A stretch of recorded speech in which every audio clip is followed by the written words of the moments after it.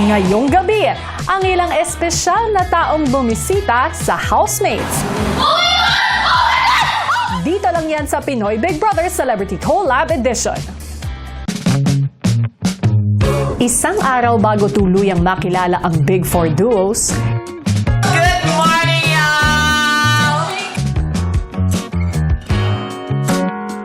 lingid sa kaalaman ni Dustin ay kausap na ni Kuya ang sorpresang bisita para sa kanya. Magandang araw sa iyo. Maaari ba kayong magpakilala? Ako si Peter, tatay ni Dustin.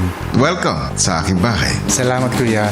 Kumusta ba si Dustin bilang anak? Mapagbigay naman siya sa mga kapatid niya. Tumutulong po siya sa amin sa pagpapaaral din po. Tsaka sa mga ibang kailangan ng mga kapatid niya po. Handa ka na bang makita si Dustin? Yes kuya, makita ko lang po siya. Masaya na po kami.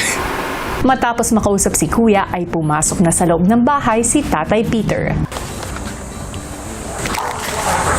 Oh my God! Oh my God!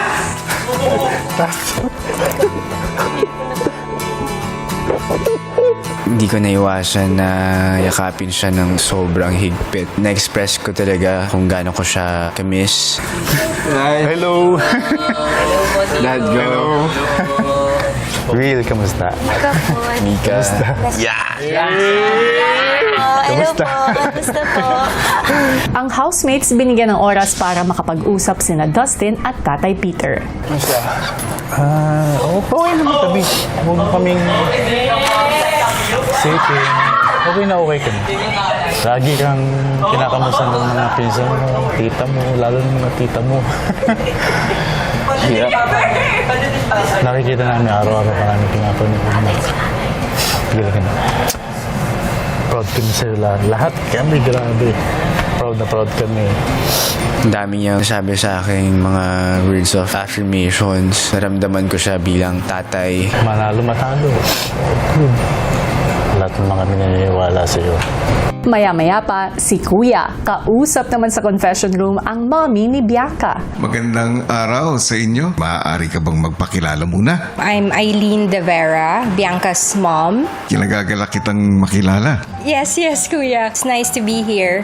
Kumusta si Bianca sa bahay niyo? Actually, Bianca is really, really very caring. It's something that I really miss about her kasi, it's been 3 months already. Talagang yun yung parang bagay na talagang hinahanap-hanap ko everyday. I just can't wait to see her again. Nang makausap si Kuya ay tumuloy na rin si Mommy Eileen sa loob ng bahay. Oh, darling! Hello! Mommy! Hi! Ang pretty mo naman! Hello! Nice to meet you! Hello! Oh my gosh! They're so cute! Ang cute na! Baby ko! Oh, love you, baby! I miss you! Oh, baby ko! I love you so much! I love you!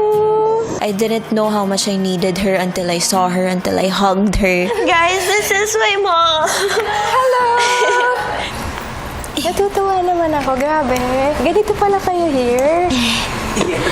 Hello! Hi, Dustin.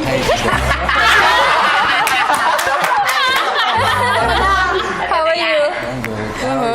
I'm good. Yeah. Nice to see you po. Yeah, nice to see you as well. Yeah. In person. Lalo. Matapos makilala ang housemates ay nagkausap naman sina Bianca at ang kanyang ina. Hindi, grabe na miss kita sobra. I'm always thinking about you. Me also. Lagi Always. ako nagpa-pray for you. Promise. Sobra. You're not worrying naman about me. Go worry. Maraming times na na talagang, syempre naubos na yung luha ako kakaiyak. Well, it's part of it. I'm okay. Nami-miss kita. That's the reason why I'm crying. Kasi, miss ko yung pag-alaga mo sa akin everyday. You're my baby, but I am my baby's baby. Seeing her just really recharged me. Ang dami ko pong lakas na nakuha from her. I have something for you, darling. It holds deep meaning. Peach. This is Peach, baby. Andito yung ash ni Peach. Since day one, andyan siya lagi for you. And I'm so sure never a day na hindi kayo nakalimutan. So parang alam mo yun, it's a symbol of parang telling you na parang she's also your duo since day one. Ang totoo yun. Thank you, Mommy. Love you, baby.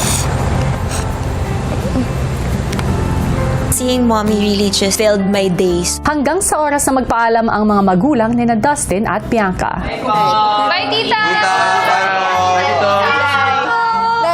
Sobrang timely, kuya, ng pagdating niya. Answered prayer talaga si mommy. Love you, mommy. Love you, baby. Bye, tito. Sobrang saya ko talaga dito, kuya. Lubos talaga ako nagpapasalamat sa inyo. Bye! Bye! Pagsapit ng hapon, si Kuya, winelcome naman ang sorpresa para kay Brent. Maligayang pagdating sa aking bahay. Maaari po bang magpakilala muna kayo? Ako po si Mariel Manalo, mother po ni Brent. Salamat sa pagpapaunlak ng aking imbitasyon. Salamat din po, kuya. Ano ang masasabi ninyo sa anak niyong si Brent? Si Brent po isang tahimik na bata talaga. Sobrang mature niya. Lumaki si Brent na wala kami. Usually, every year lang kami umuwi, every 7 months. Tapos mag-stay lang kami ng 2 months, ganun. So, lumaki siya sa mga kasama sa bahay, kasama ng mga kapatid niya. Bali, ang nag-aalaga sa kanya is ang mother ko. Natuto siya maging independent dahil nga siguro siya yung panganay. Anong klaseng relasyon ang meron kayo ni Brent? Para kaming magkapatid, kuya. Sobrang close kami ni Brent. Pag may problema ako, kuya, minsan nasasabihan ko pa siya ng mga problema ko. Nagiging sandigan ko din siya, kuya. Mami Mariel, may bit-bit ka? Kay Brent po to, beef caldereta po, kuya. Kada umuwi kasi siya, kuya, one day ahead, tinatawagan talaga niya ako para pagluto ng kanyang favorite na beef caldereta, kuya. Maraming sili siya, kuya, kasi mahilig sa sili si Brent. Excited ka na bang makita si Brent? Sobra, kuya. Sobrang excited. Matapos kausapin ay pinapasok na ni Kuya si Mommy Mariel sa garden.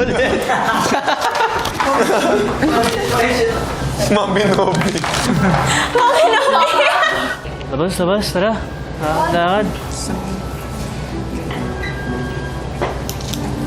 Brandy! No way.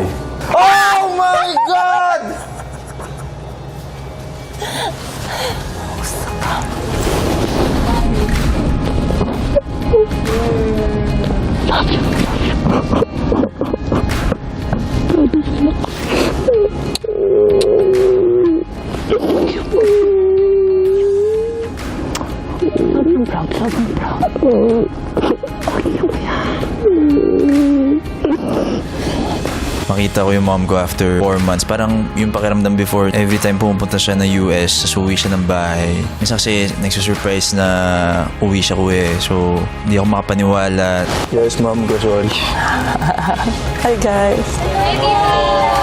You guys want inside Brent or...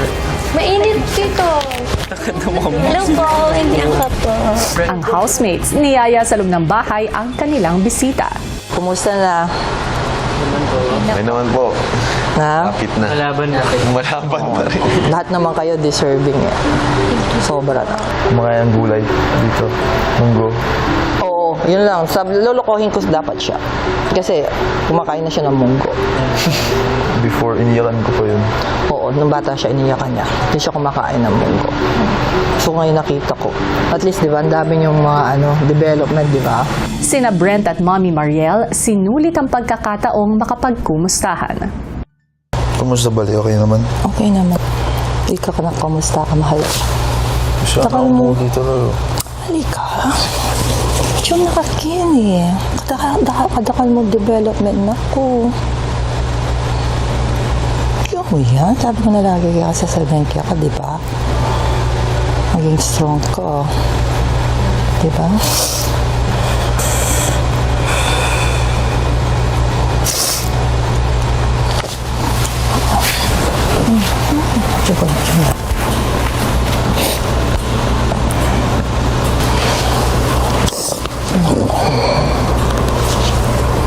Ano ko dakal ka struggle eh. Yung dakal mo develop mo na. Yung yan, Brent. Kapakalakas magkatatag mo. Nag-struggle ka, sobra. Tatatag ka pa ng lalo. Kami ba? Chopak yan eh. Diyos, deserve mo ako. There's always a purpose, di ba, Ben? Kaya ba teacher ka pa? Di ba? Baka lulubog kayo pa. Dapat itong isipan mo. Kung magyuda, nasa ito mo, lagi ko sasabihin kaya ka, Ben. At sobrang proud na kaya ka, Ben. Parang achievement mo, parang mo achievement. Lakasan mo loob mo.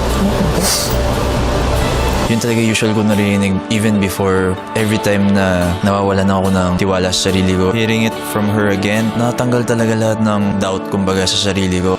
Susunod! Nasasabi ka na ba sa muling pagkikita ninyo? Sobra ako nasasabi. Oh my God! There's no worse. No way!